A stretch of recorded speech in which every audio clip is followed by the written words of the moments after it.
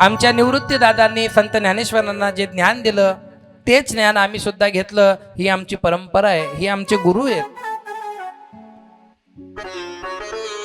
आणि मग विसोबाने गुरु केलं मुक्ताबाईला. औंढा नागनाथला जाऊन ते राहू लागले. मग तुम्ही म्हणणार आज तर नामदेव महाराजांचं चरित्र तर हो, मग हे कनेक्टिव्हिटी जुडणं महत्वाचं आहे. आधी चांगदेव महाराज येतात, नंतर नामदेव महाराज येतात. कारण चांगदेव महाराज हे इंद्र दरबारामध्ये एक फार मोठे सेवक होते पूर्वीच्या जन्मामध्ये.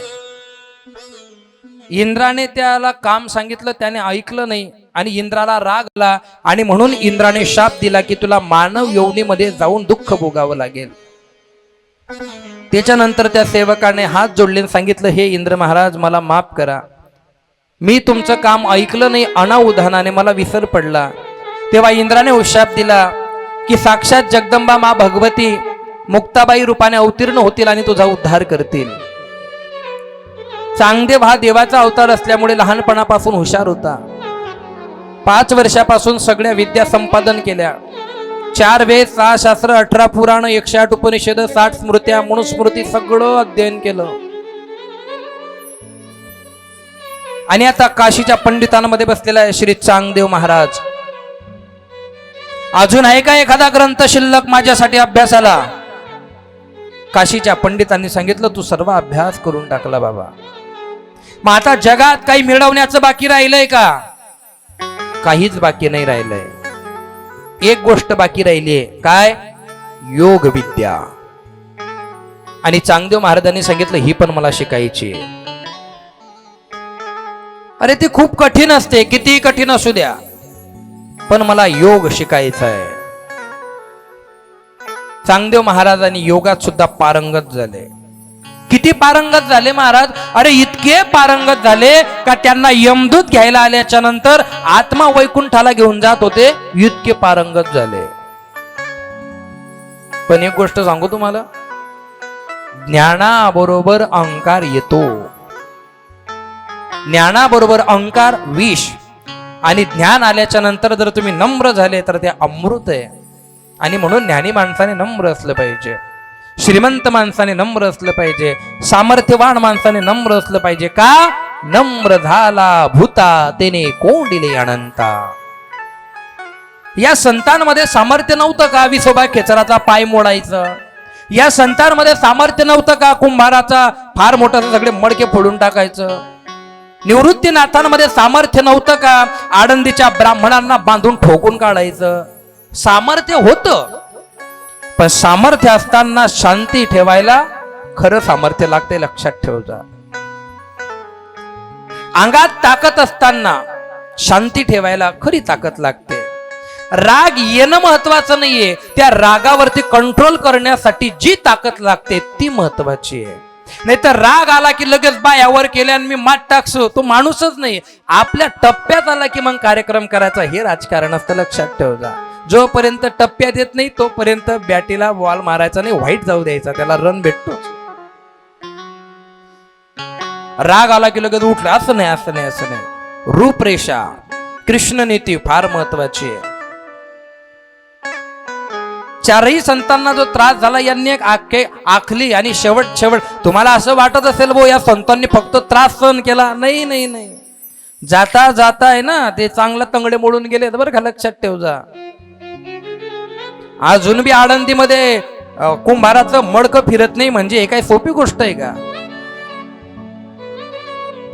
आणि मग चांगदेव महाराजांनी विचार केला, आता माझ्यासारखा तर या त्रिभुवनात कोणी नाही. 8च फसस माणूस, 8च.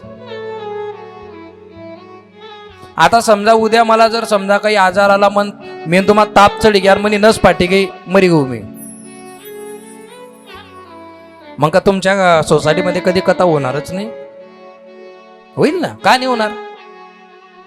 आपण नव्हतो तेव्हापासून संप्रदाय चालत आलाय. मी आहे, मी थोडी सेवा करतोय. मी मेल्याच्या नंतर संत गेल्याच्या नंतर खरा संप्रदाय वाढला. संत गेल्याच्या नंतर संतांचं काम संत हे अदृश्य रूपाने करून घेत असतात, इतकं तरी माणसाला कळावं. मी करतोय हे डोक्यातून काढून टाक जा. रोज सकाळ झाली का काही ना काही माझ्या कानावर कुरकुर कुरकुर कुरकुर असतेच ती. आवाजा म्हणरांता तिथंची म्हणरांती शिलगाई देते असले तर. चांगदेव महाराजांना असं वाटलं तर माझ्यासारखं तर जगात कोणी नाही. थांबा ना थोडं थांबा. 14 वेळा काळाला वापस पाठवणारा मी चांगदेव, मी आलं का मेले. 1400 वर्षाचे चांगदेव महाराज, 1400 वर्षाचे. कोणीतरी काशीवरून पंडित आले. चांगदेव महाराज काय मोठायकीच्या गोष्टी करता. तुम्ही जे प्रेत 6 महिन्यातून 1000 प्रेतांमधून एक प्रेत उठवत होते ना, तुमच्या डोळे बंद असताना 1000चे 1000 प्रेत एका मिनिटात उठवले. तुमच्यापेक्षा श्रेष्ठ ती आहे. कोण आहे? कोणी? मुक्ताबाई. माझ्यापेक्षा भेटावं लागेल, भेटावं लागेल. संतांना भेटण्यासाठी नम्रता नाही आहे ना हृदयामध्ये. भेटावं लागेल म्हणजे तू कोण आहे आता? चांगदेव महाराजांनी विचार केला, जर ती मुक्ताबाई एवढी श्रेष्ठ आहे, ती मुक्ताबाई जर समजा अशी प्रेत उठवते, मग तिच्यावर आता इम्प्रेशन पडलं पाहिजे आपलं. आळंदीला निघाले चांगदेव महाराज. मग काय ते का साधे जातील का? मर्सिडीज काढली त्यांनी 2 कोटी रुपयाची. रवी दादा किती रुपयाची? 2 कोटी रुपयाची. हावच म्हणसान नाही तर. वाघावर बसले, वाघावर. आबा काल दिनून तज्ञ तुम्ही अय पंढरीनाथ बाबा बोल नका त्याच ना कथा उशकी जाय बरं. तुम्ही दल्ला पल्ला लोक आहेत, तुम्ही कितलं शांत पटायला पाहिजे देवनागत. हा पण दल्ला पल्ला ऐकत नाही.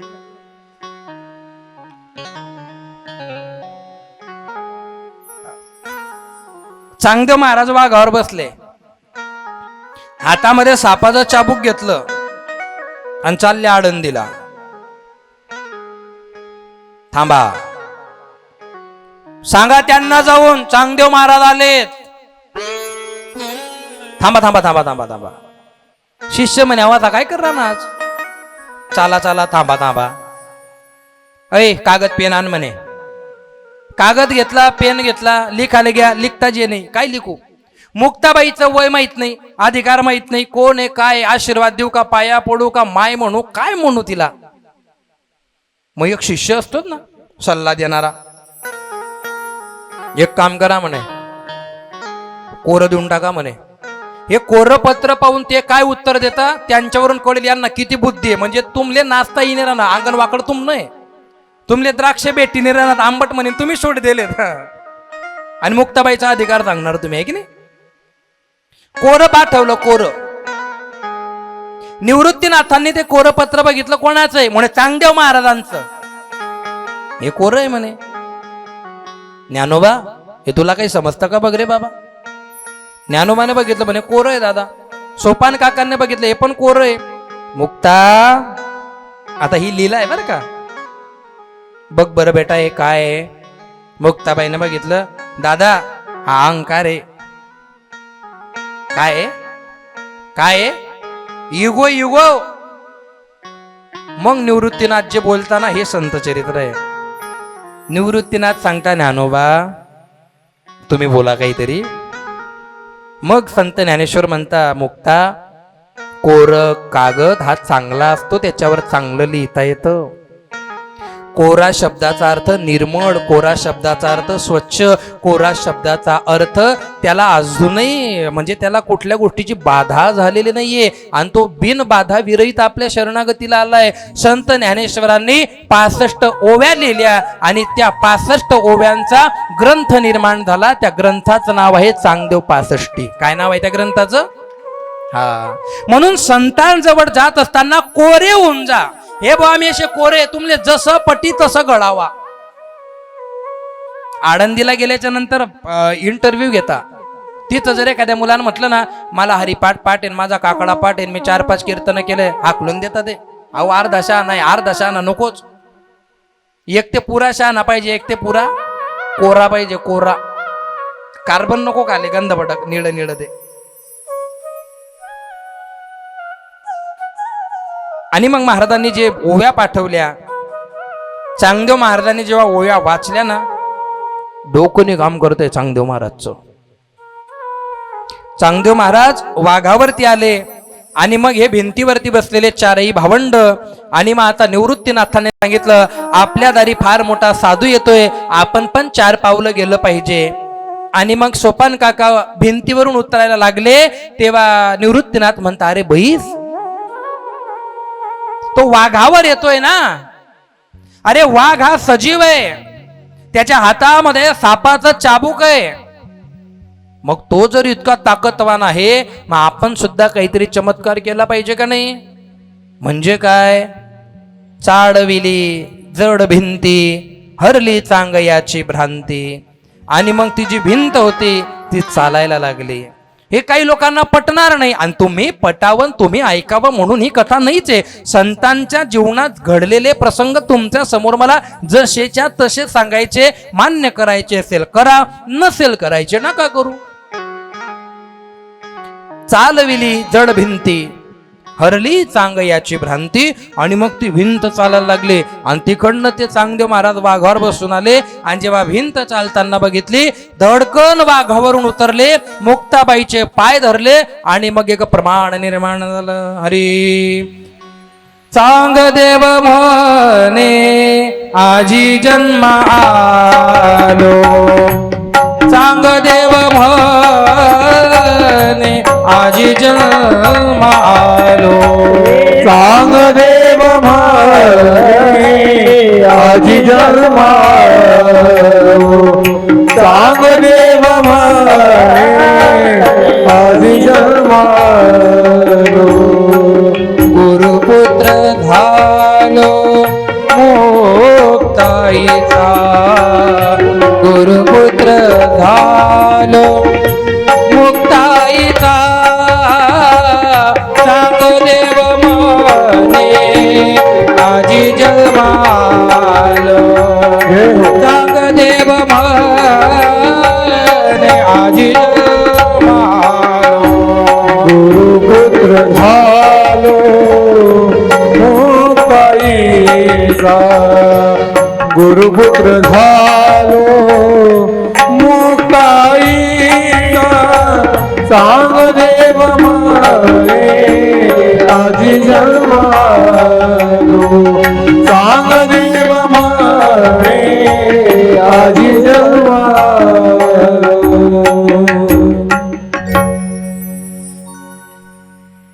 काय म्हणतोय चांगदेव? चांगदेव महाराज म्हणतो मी आज जन्माला आलो, 1400 वर्ष वाया गेले माझे. का? ज्ञान होतं, बुद्धी होती, वैराग्य होतं, योग साधना होती, पण गुरु नव्हता. आज जन्माला आलो, आज माझा नवीन जन्म झाला. जसं तुम्ही ड्रायव्हर फार चांगले, लायसनच नाहीये, पोलीस हाणतीन तुमले.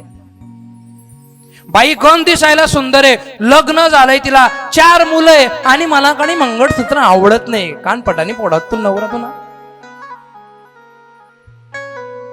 मंगळसूत्राशिवाय जशी बाई शोभत नाही, लायसन्स शिवाय जसा ड्रायव्हर शोभत नाही, नम्रतेशिवाय जसा साधू शोभत नाही, तसा जीवनामध्ये किती मोठा विद्वान असेल पण गुरु शिवाय त्याला शोभा नाहीये.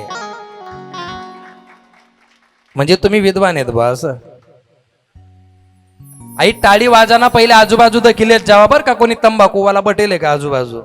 नाही तो त्यांना कार्यक्रम करत जाईन, तुम्ही टाळ्या वाजत जावा. असं झालं होतं कीर्तनात. चांगदेव महाराज रडायला लागले. चांगदेव महाराजांनी वय बघितलं नाही काही, फक्त एवढंच बघितलं तुम्ही सर्वश्रेष्ठ आहात. आणि चांगदेव महाराजांनी आदिशक्ती मुक्ताबाईंना गुरु केलं.